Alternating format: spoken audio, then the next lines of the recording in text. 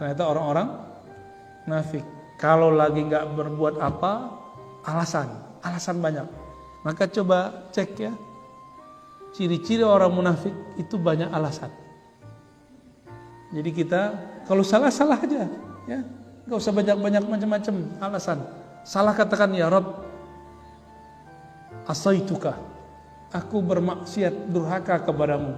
Kenapa? Ya karena aku seorang hamba yang bodoh, yang banyak maksiat, yang kotor. Disebut begitu aja.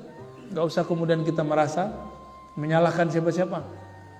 Ini ada artis baru taubat nyalahin musiknya, ya. Itu kan childish, Pak. Dia yang maksiat, yang dia salahkan apa? Musik. Lah musik kan nggak bernyawa. Lebih hebat handphone kali bikin maksiat daripada musik. Kalau mau tobat sekalian dari handphone, dari TV. Benar nggak? Yang bikin kita maksiat lebih banyak handphone kita. Ternyata itu cara menutupi aja. Ada sesuatu yang ditutupi, ya. Ada orang nih tengkar, yang dia salahin siapa? Ini suami istri nih tengkar. Ini bapak ini kan suami istri. Tengkar di rumah, nyalain siapa? Pasti nyalain pasangan. Itu childish itu, ya. Udah tua, udah berubah, masih nyarahin bini. Istrinya nyarahin suaminya. Itu childish. Orang kalau lagi tengkar itu tiba-tiba jadi anak-anak. Ya. Dan secara psikologi orang kalau lagi tengkar nggak akan pernah mendengarkan kata-kata orang yang dia lagi kesel itu. Jadi nggak bisa masuk. Itulah dalilnya kenapa mesti ada orang ketiga. Ka'ab bin Malik mengatakan, lalu Nabi bersabda, ya sudah, tunggulah ketentuan Allah kepada kalian bertiga. Adapun yang 50-an orang tadi, seperti tidak ada masalah. Mereka mengira Rasulullah tidak dapat wahyu, tidak bisa mengetahui isi hati orang dengan izin Allah. Rasulullah mengerti, tapi Rasulullah tidak boleh berhukum kecuali dengan hukum zahir. Jadi kita nih tahu isi hati orang, kita nggak boleh menghukumi isi hati orang. Ini Rasulullah adabnya begitu. Akhirnya 3 orang sahabat ini dipisahkan dari istrinya dan tidak disapa. Mulai dari hari pertama Nabi mengatakan tunggu ketentuan Allah untuk kalian. Ternyata wahyu belum turun-turun. Apa kata Ka'ab? Aku masih menguatkan diriku datang ke masjid. Di masjid tidak ada satupun yang jawab salamnya. Gak ada satupun yang memandangnya. Ketika Nabi ta'lim, Nabi tidak mau melihatnya. Maka dia menunduk. Di saat dia menunduk, Nabi melihatnya. Dia merasa diperhatikan Nabi. Ketika dia naik, Nabi pura-pura gak ngeliat dia. Begitulah selama hampir 40 hari. Di riwayat lain disebutkan, tapi gak disebutkan di sini. Ka'ab ini didatangi oleh utusan Kaisar atau Raja Persia, Kaisar Rom atau Raja Persia, diminta untuk menjadi panglima di kalangan mereka. Itu surat datang, itu hari ke-40. Surat datang, dia baca, langsung dia robek. Untuk apa aku ikut memerangi Rasulullah yang sudah aku tunggu sekian hari? Maka dia robek. Di saat dia robek, terbukalah pintu langit, turunlah wahyu kepada Rasulullah Sallallahu Alaihi Wasallam, dan taubat beliau pun diterima. Faji'tu amsi hatta jalastu baina yadayhi, ya, sampai akhir. Dan dikatakan bahwa Allah menerima taubatmu wahai Ka'ab. Dan di sini terlihat bahwa tobatnya para sahabat dulu rata-rata 1 dosa 40 hari tobat. Dulu ini ganti tuker dari masa Sayyidina Musa, Bani Israel, kalau keliru salah bunuh diri. Kalau di zaman Nabi Muhammad SAW dikasih kesempatan 40 hari. Ini zaman sahabat. Lalu turunlah ayat itu, laqad taballahu 'alan nabiyyi wal muhajirin wal ansar alladzina ittaba'uhu fi sa'atil 'usrah. Ya. Ada 3 ayat, bahkan 5 ayat turun surat At-Taubah. Nah, berdasarkan ayat ini Allah kemudian menerima tobat daripada Ka'ab dan 3 orang yang bersama dengan dia. Bahkan disebutkan wa 'ala salasatil ladzina khulifu. Ya. Bahkan terhadap 3 orang yang membelot tidak ikut berperang, itu diterima tobatnya. Cuma 40 hari nggak disapa, dipisahkan dari istri, dipisahkan dari anak. Kalau ngomong nggak boleh dijawab, dikucilkan. Gimana kira-kira?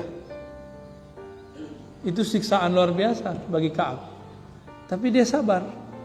Dia digoda untuk menjadi jenderal, menjadi musuh, dapat fasilitas, dia nggak mau. Ya. Inilah Ka'ab bin Malik dan 2 orang atau 3 orang sahabatnya. Tobatnya diterima, tapi prosesnya lama ya.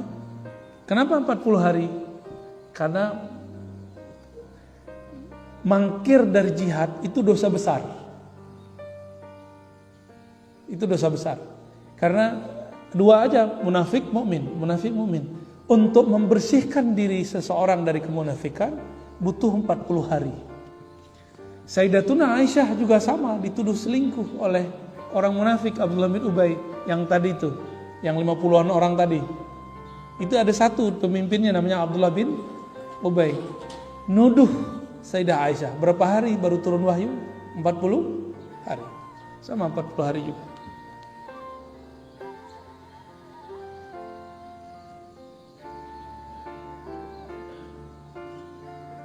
Dan dikatakan lau anna libni adam wadiyan min zahabin ahabba ayyakuna lahu wadiyani wa lam yamla fahu illa turab wa yatubu Allahu ala man taq.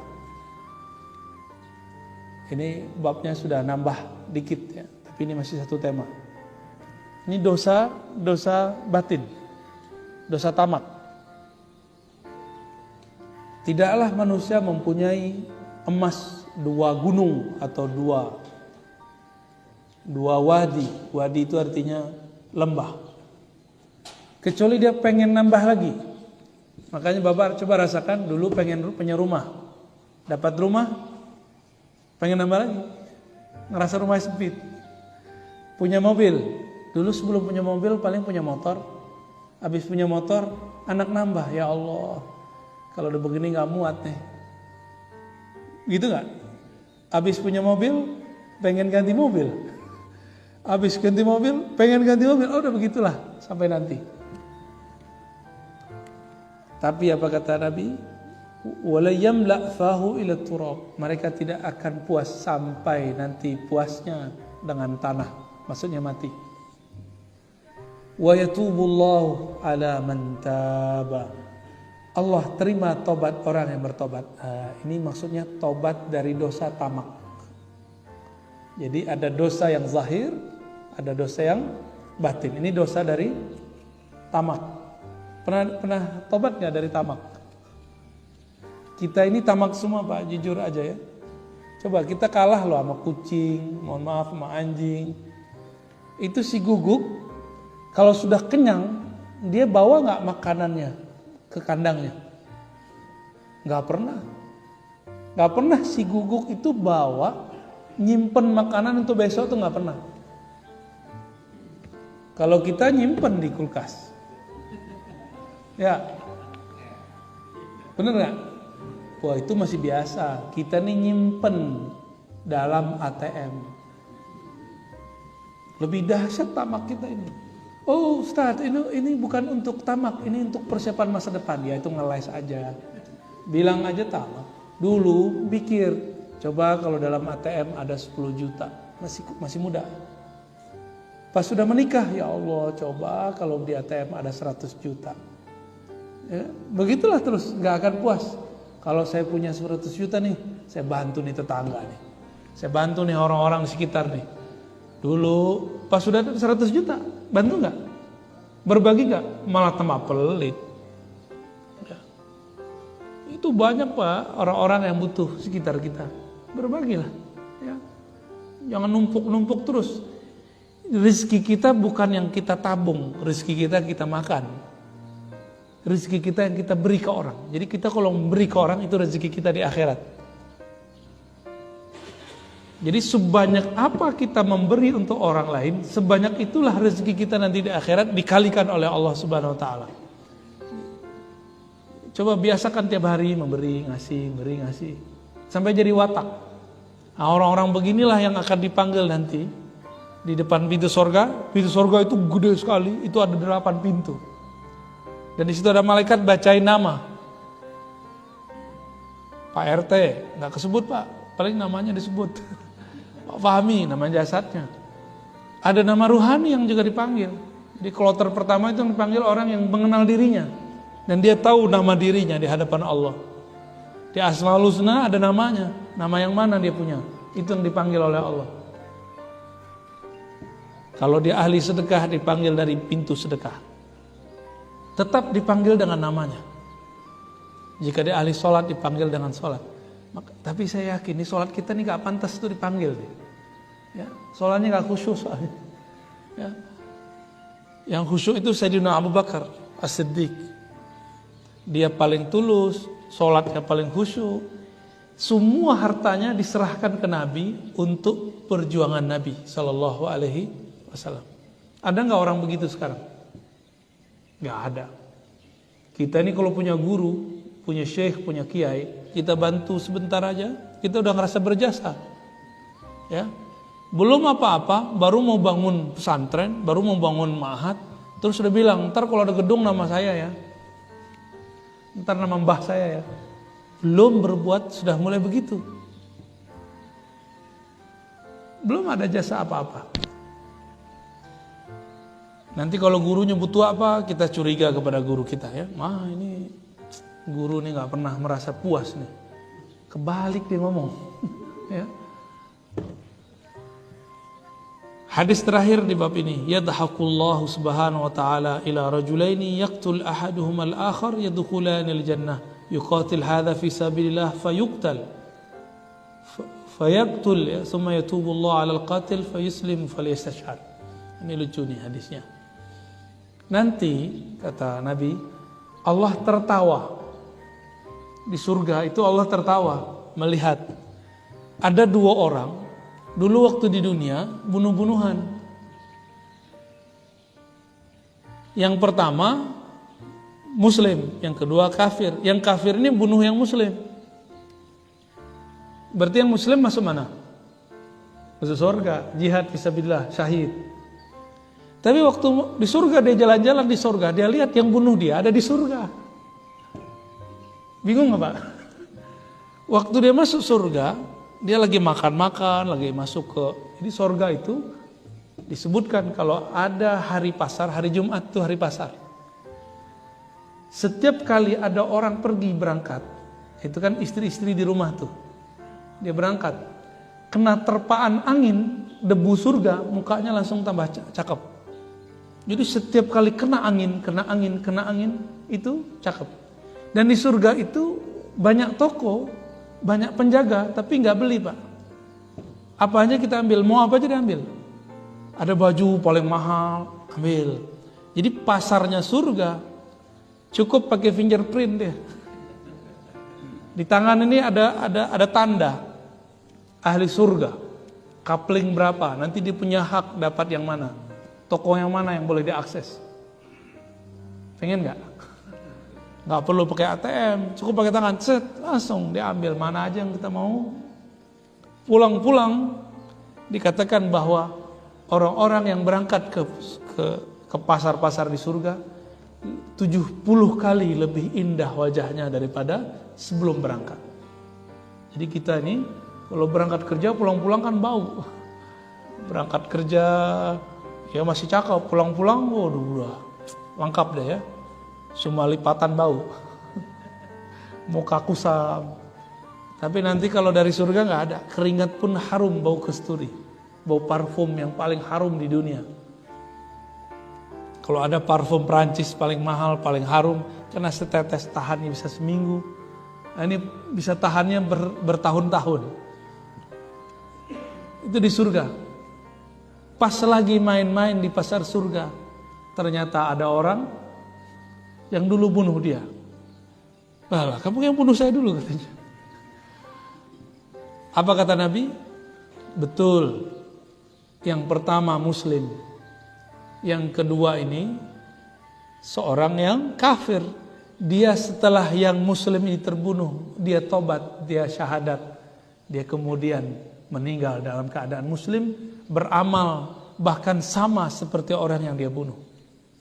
Maka Allah tempatkan mereka di satu tempat yang hampir sama di surga. Ini nanti ini ada yang sakit hati sama tetangga tuh ya, meninggal. Tetangganya tobat. Pas masuk surga, barengan lah. Ini dulu yang nyakitin gua nih. Bisa ketemu begitu ntar ya. Nah, semoga kita ditempatkan Allah nanti di surganya. Dibebaskan dari nerakanya. Semoga keluarga kita, anak-anak, cucu semuanya, ya, tetangga-tetangga kita dibebaskan dari siksa neraka. Jangan cuma doakan diri sendiri, doakan juga tetangga, doakan guru-guru, kawan-kawan, orang-orang yang ada di sekitar kita. Amin ya rabbal alamin. Cukup ya? Udah syuruk? Belum? Hampir ya. Nah, terakhir. Berdasarkan hadis ini, hadis-hadis dari awal sampai akhir, maka dianjurkan bagi seorang muslim yang taib ilallah, yang punya karakter taubat, untuk membaca istighfar dan bertobat mengaku kesalahannya setiap hari 70 sampai 100 kali setiap hari, pagi sore. Nah, kalau kami ini dijadikan zikir pagi sore. Jadi zikir pagi sore itu pertama istighfar, kedua tahlil, ketiga sholawat, keempat subhanallah bihamdi sholal azim, ya udah cukup 4, ditambah ya latif kalau mau. Itu namanya zikir pagi sore. Ada lagi zikir yang lain Pak, zikir maqalid namanya. Kalau ini istighfar. Tapi istighfarnya bukan ngejar angka, istighfarnya mengingat. Istighfar yang paling indah itu adalah mengistighfarkan setiap anggota tubuh. Ya. Lalu mengistighfarkan batin. Dan yang terakhir mengistighfarkan adab-adab kita yang salah.